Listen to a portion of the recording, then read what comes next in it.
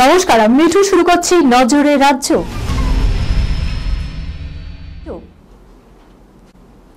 মহিলা কামরা বাড়ানোর দাবিতে ট্রেন অবরোধ শিয়ালদার দক্ষিণ শাখার মথুরাপুরে।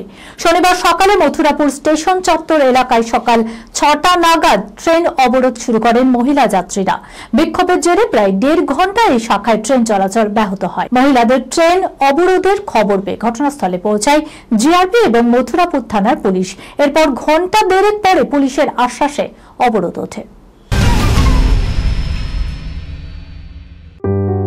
সুনির্ণয় imaging centre private limited advance প্যাথোলজিতে thalassaemia screening, large size biopsy setup সহ সমস্ত পরীক্ষা, echocardiography, foetal echocardiography, CT scan, CT guided FNAC, 4D USG, USG guided FNAC, endoscopy, colonoscopy, uroflowmetry, spirometry, colour doppler, digital X-ray, তাছাড়াও সমস্ত বিশেষজ্ঞ চিকিৎসকদের পরিষেবা একই ছাদের তলায় নিয়ে হাজির সুনির্ণয়।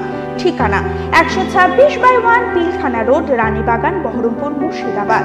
বিশদে জানতে যোগাযোগ করুন 8373049252 7547900377।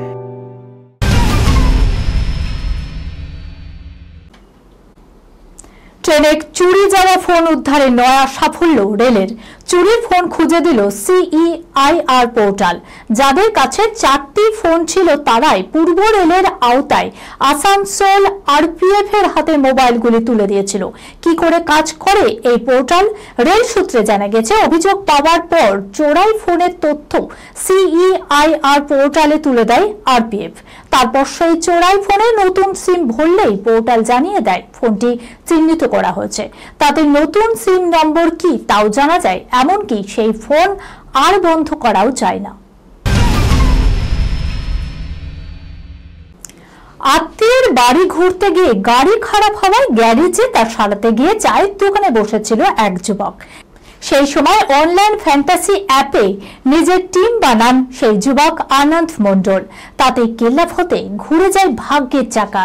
সেই দিনের উইনার হওয়ায় মোট ৪ কোটি টাকা জিতল যুবক আনন্দ মণ্ডল। উত্তর ২৪ পরগনার বাসিন্দা। এক ধাক্কায় কোটিপতি হয়ে নিজেকে বিশ্বাসই করতে পারছেন না যুবক। আলতা রাঙা একটা পা দুধে আলতার থালায় পড়তে চলেছে। পোস্টারের এই ঝলক অনেক অর্থই বহন করে। এক নববধূর গৃহপ্রবেশ, যা শুধুই গৃহপ্রবেশ নয়, একসঙ্গে জড়িয়ে রয়েছে মেয়েটির স্বপ্ন, ইচ্ছা এবং ভবিষ্যতের নানান ভাবনা। কিন্তু যদি সেই স্বপ্ন ভঙ্গ হয় তাহলে কি হবে? এই সবকিছুই গৃহপ্রবেশ ছবির টিজারে তুলে ধরা হয়েছে। প্রকাশ্যে এলো ছবির টিজারের সেই ঝলক। ছবিতে নববধূর চরিত্রে রয়েছেন শুভশ্রী গঙ্গোপাধ্যায়। অন্যদিকে অপেক্ষার অবসান ঘটিয়ে মুক্তি পেতে চলেছে বহু প্রতীক্ষিত ছবি ধূমকেতু। আগামী 14 আগস্ট মুক্তি পেতে চলেছে কৌশিক গঙ্গোপাধ্যায় পরিচালিত দেব ও শুভশ্রী জুটির শেষ ছবি। ধূমকেতু ছবিটি শুধু একটি ছবি নয়, এই ছবি যেন বাংলা ছবির এক আবেগ, বিশেষ করে দেব শুভশ্রীর অনুরাগীদের কাছে। কারণ এই জুটির একসঙ্গে এটি শেষ অভিনীত ছবি। টলিউডে এই জুটির বিচ্ছেদের ঘটনায় মন ভেঙেছিল তাদের অনুরাগীদের। এই ছবি যেন তাদের ক্ষতকে প্রলেপ দেবে। এই খবরের সঙ্গে শেষ করলাম আজকের নজরে রাজ্য। আপনারা দেখছেন TV24 বাংলা, সংবাদ বিনোদন সারাদিন সারাক্ষণ।